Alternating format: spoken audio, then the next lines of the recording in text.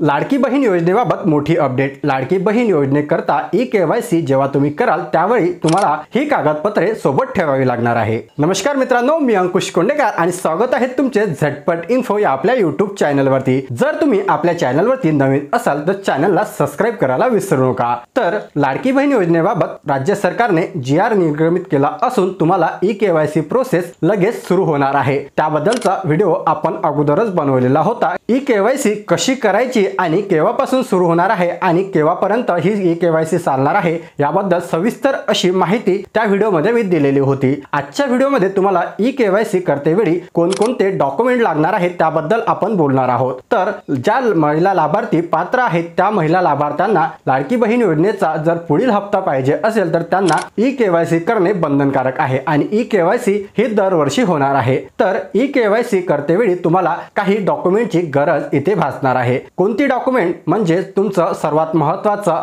आहे त्यामध्ये आधार कार्ड। तुमचं आधार कार्ड तिथे असणे गरजेचं आहे। तुमचं आधार कार्ड हे अप टू डेट असायला पाहिजे। अप टू डेट म्हणजे सर्व माहिती तुमची अचूक असायला पाहिजे। तुम्ही फॉर्म भरतेवेळी जी माहिती तिथे दिलेली होती तीच माहिती आधार कार्ड वरती असायला पाहिजे, जेणेकरून काहीही मिस्टेक होणार नाही आणि ई-केवायसी प्रोसेस डन होईल। तुमच्या आधार कार्डला तुमचा मोबाईल नंबर लिंक असणे गरजेचं आहे, कारण की ई-केवायसी करतेवेळी जेव्हा तुमचं आधार कार्ड तिथे टाकला जाईल म्हणजे आधार कार्ड नंबर तिथे इन्सर्ट केला जाईल, त्यानंतर तुमच्या आधार कार्ड वरती लिंक असलेल्या मोबाईल नंबर वरती एक OTP पाठवला जाईल आणि तोच OTP तिथे तुम्हाला टाकायचा आहे आणि पुढील प्रोसेस करायची आहे। जर तुम्ही अविवाहित असाल तर तुमच्या वडिलांचं आधार कार्ड सुद्धा इथे लागणार आहे आणि त्यांच्या आधार कार्डशी लिंक असलेल्या मोबाईल नंबरवर सुद्धा एक OTP जाणार आहे। तो OTP टाकल्यानंतर तुमची ई-केवायसी प्रोसेस कंप्लीट होणार आहे। जर तुम्ही विवाहित असाल तर तुम्हाला तुमच्या पतीचे आधार कार्ड इथे द्यावे लागणार आहे आणि त्याचा आधार नंबर टाकून तिथे OTP टाकावा लागणार आहे। आणि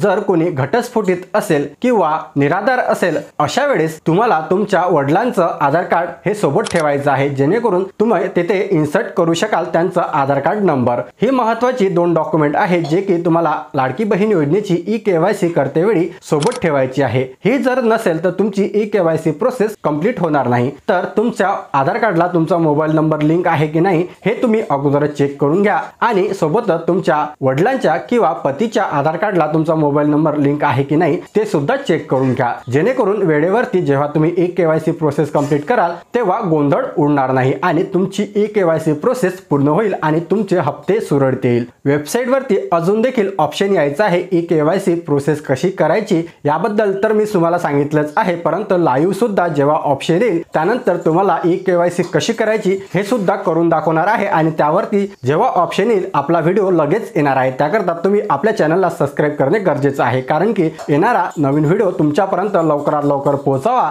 याकरता तुम्ही सबस्क्राइब केले असेल तरच माझा येणारा नवीन व्हिडिओ तुमच्यापर्यंत लवकरात लवकर पोहोचेल। तर ही होती महत्त्वाची माहिती ज्या लाडक्या बहिणींना ई-केवायसी करायची आहे त्यांच्याकरता। तर हा व्हिडिओ जास्तीत जास्त लाडक्या बहिणींपर्यंत शेअर करा आणि व्हिडिओ आवडला असेल तर व्हिडिओला लाईक करा। सोबतच तुमचे काही प्रश्न असतील तर मला कमेंट बॉक्समध्ये तुम्ही विचारू शकता, त्यावरती मी नक्की उत्तर देईल। अशाच महत्त्वपूर्ण व्हिडिओ करता मला सबस्क्राइब करायला विसरू नका, जेणेकरून येणारे नवीन अपडेट्स तुमच्यापर्यंत मी लवकरात लवकर पोहोचू शकेल। चला भेटूया अशाच एका नवीन महत्त्वपूर्ण व्हिडिओमध्ये।